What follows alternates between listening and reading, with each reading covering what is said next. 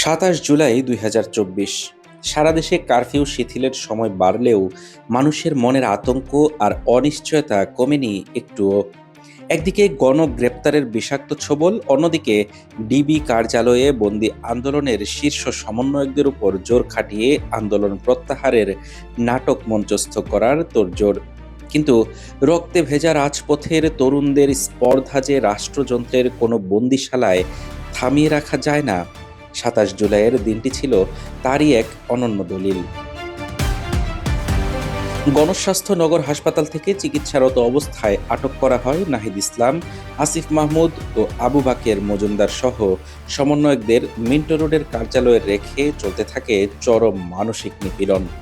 ২৭ জুলাই সারা দিন ধরে ডিবির ঊর্ধ্বতন কর্তারা মিডিয়ার সামনে আন্দোলনের স্ক্রিপ্ট পরিবর্তনের জোর চেষ্টা চালান। কিন্তু একই দিনে দেশের বিভিন্ন হাসপাতালে চিকিৎসাধীন শিক্ষার্থীদের উপর চাপ সৃষ্টি করা হয় এবং নিহতের সঠিক তথ্য গোপন করার অভিযোগে ফুঁসে ওঠেন দেশের চিকিৎসকরা।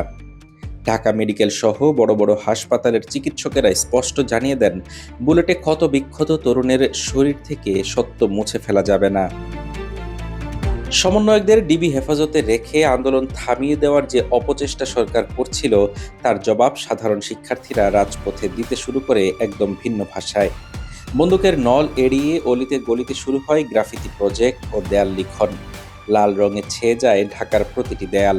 একই সাথে সীমিত ইন্টারনেটের সুযোগে সারা দেশের মানুষ নিজেদের সোশ্যাল মিডিয়া প্রোফাইল রক্ত লাল করে দিয়ে জানিয়ে দেয়, ডিবি কার্যালয় থেকে আসা কোনো জোরপূর্বক বার্তা এই বৈষম্য বিরোধী আন্দোলনকে স্তব্ধ করতে পারবে না। ২৭ জুলাই দেশের বিভিন্ন স্থানে এইচএসসি পরীক্ষার্থীরা নিজেদের সহপাঠীদের গ্রেপ্তারের প্রতিবাদে রাস্তায় নেমে আসে। সহপাঠী হাসপাতালে ও জেলে, আমরা পরীক্ষায় বসব না, এই দাবিতে রাজপথে সোচ্চার হয় কিশোর কিশোরীরা। অপরদিকে দিন গড়িয়ে রাত নামতেই ব্লক রেইডের নামে সাধারণ মানুষের ঘরে ঘরে চলতে থাকে তছনছ। ২৭ জুলাই পর্যন্ত সারা দেশে গ্রেপ্তারের সংখ্যা প্রায় ১০,০০০ ছাড়িয়ে যায়। কারাগারগুলো রূপ নেয় শিক্ষার্থীদের নতুন ঠিকানায়। ২৭ জুলাই এসে আন্দোলনটি তার নতুন রাজনৈতিক ও সামাজিক রূপ গ্রহণ করে।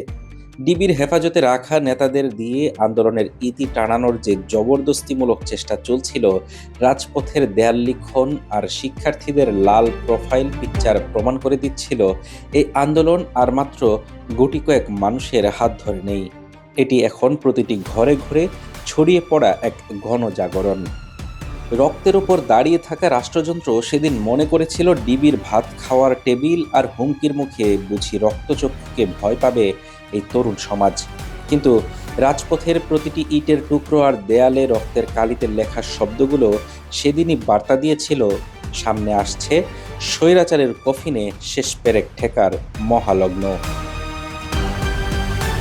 হাফিজুর রহমান তুষার, ঢাকা টুডে।